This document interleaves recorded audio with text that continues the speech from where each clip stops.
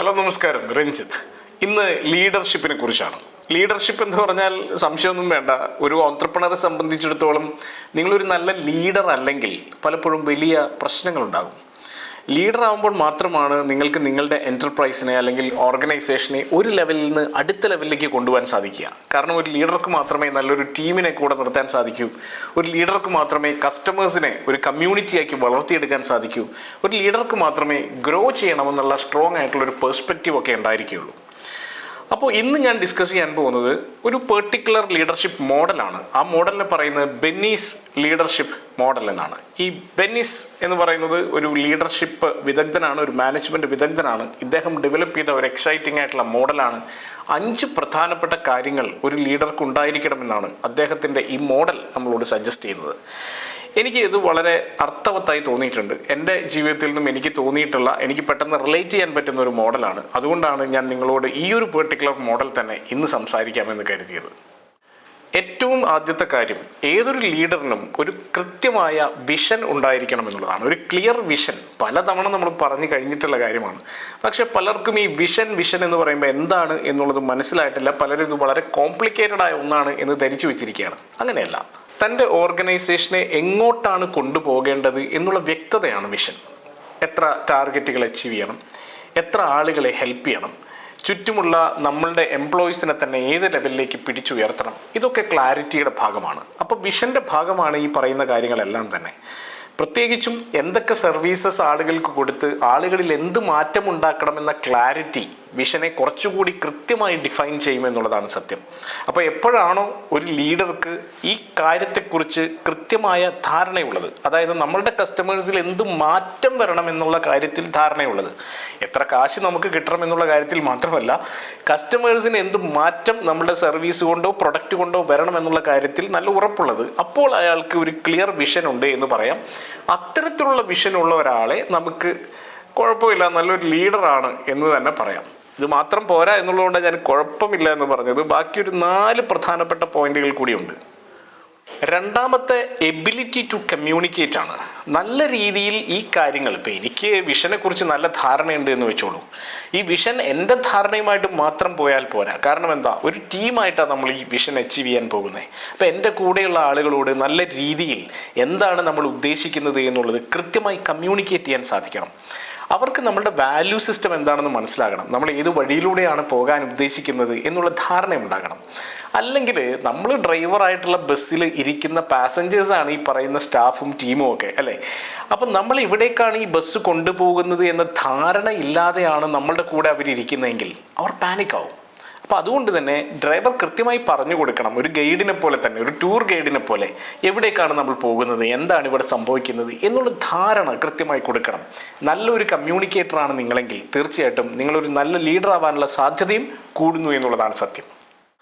മൂന്നാമത്തെ ability to inspire ആണ്.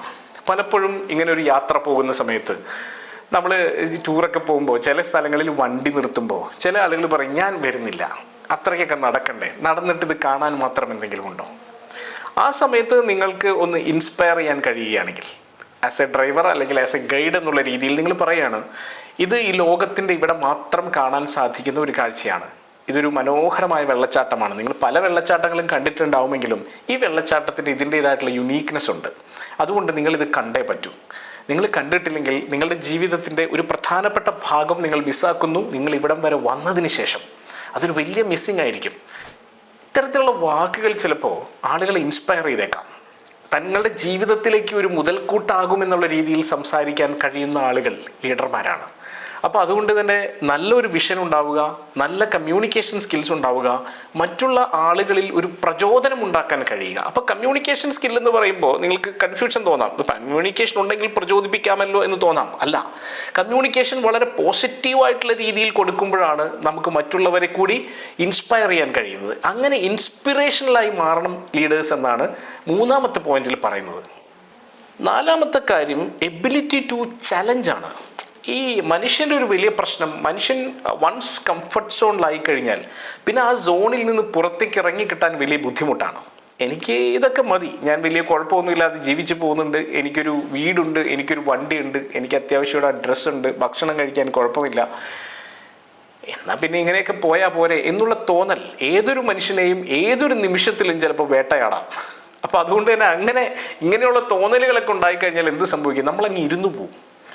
അപ്പോൾ നമ്മളുടെ സ്റ്റാറ്റസ് കോവിനെ, നമ്മളുടെ ജീവിത രീതിയെ തന്നെ നമ്മൾ തന്നെ ചലഞ്ച് ചെയ്യാനുള്ള ഫീലിംഗ് ഉണ്ടാകുമ്പോഴാണ് ആക്ച്വലി നമുക്ക് ഗ്രോ ചെയ്യാനുള്ള ഫീലിംഗ് ഉണ്ടാവുന്നത്. ഇതിന് നമ്മളെ ഒരാൾക്ക് പ്രേരിപ്പിക്കാൻ കഴിയുന്നുണ്ടെങ്കിൽ അയാളൊരു ലീഡറാണ്. അപ്പം ചലഞ്ചിനെ ശരിക്കും നമ്മളിലും മറ്റുള്ളവരിലും ചലഞ്ചിനെയും സ്റ്റാറ്റസ് കോവിനെ ചലഞ്ച് ചെയ്തെടുക്കുമ്പോഴാണ്, സ്റ്റാറ്റസ് കോവിനെ ചോദ്യം ചെയ്ത് അടുത്തൊരു അഡ്വഞ്ചറിലേക്ക്, അടുത്തൊരു റിസ്കിലേക്ക് നടന്നെടുക്കാൻ തയ്യാറാവുമ്പോഴാണ് പലപ്പോഴും നമ്മൾ എന്താവുന്നത്, നമ്മൾ ശക്തനായ ഒരു ലീഡറായി മാറുന്നത്.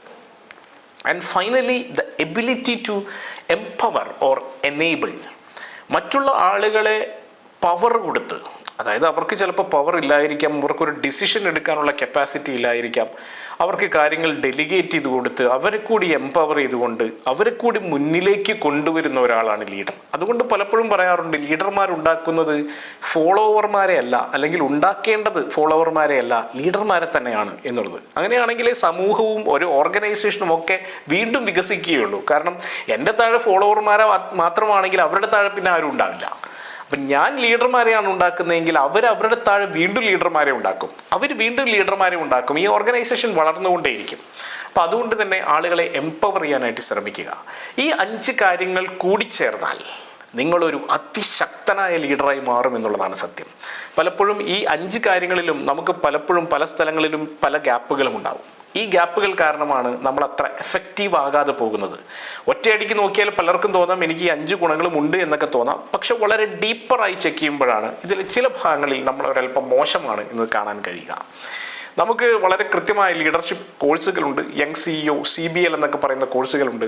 അത്തരം കോഴ്സുകളിലേക്ക് ജോയിൻ ചെയ്താൽ നിങ്ങളുടെ ലീഡർഷിപ്പ് എബിലിറ്റീസ് വളരെ ഷാർപ്പൻ ചെയ്തെടുക്കുകയും ചെയ്യാം. All the best.